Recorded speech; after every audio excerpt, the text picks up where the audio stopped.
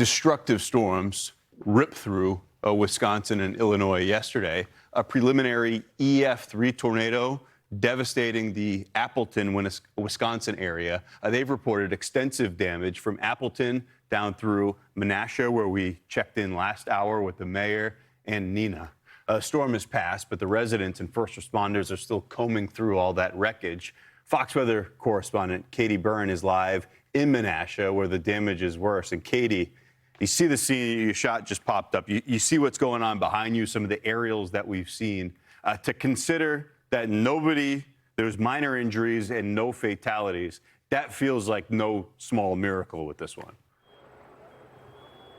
It really does. I think a lot of people are pointing to the fact that this tornado moved through in broad daylight right around lunchtime yesterday. So people got those alerts and had some time to prepare. A lot of people taking cover in basements in some of these homes that aren't even here anymore. That's what you're looking at behind me. All of this debris once belonged to homes nearby, which I'm told some aren't here anymore, at least one right behind this house to my left. We were talking to the owner here, Adriana, who says her two young daughters were home taking cover in this basement. You could see the door to it.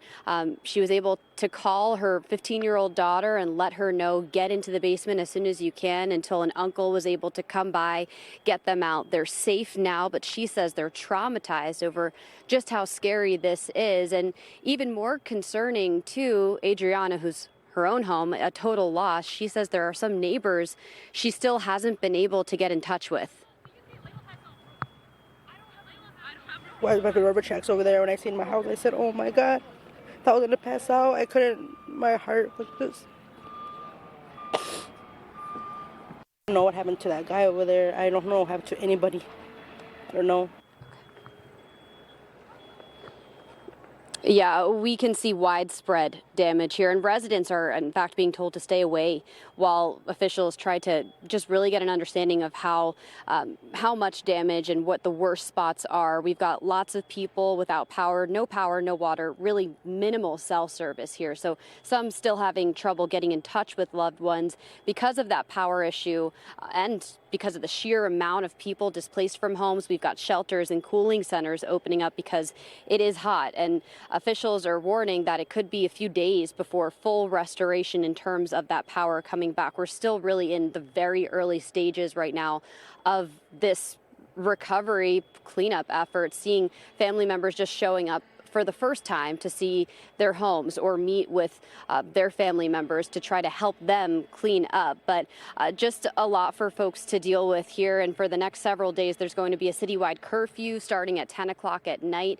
Officials are also asking for, they're requesting support from the National Guard to help secure the community because getting around is a mess. Lots of roads are impassable because of downed trees, power lines, and still kind of waiting on a larger police presence to block off some of these roads.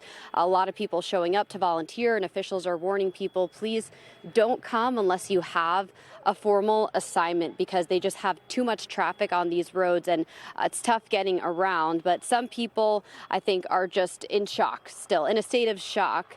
This is really the strongest tornado to hit Wisconsin in 30 years. You know, the last time we had something this strong happen was 1996. We have video from how severe that damage was. So I think a lot of people are pretty stunned right now. Still, we're going to stay on top of this, Ian, but folks are just saying, you know, they really didn't think they'd get hit because we're surrounded by water here in terms of getting hit by a tornado. And, you know, National Weather Service teams giving this one an EF3.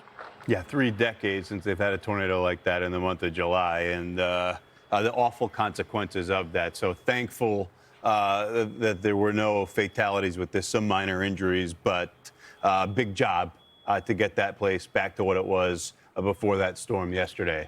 That's Fox Weather correspondent Katie Byrne. Thank you.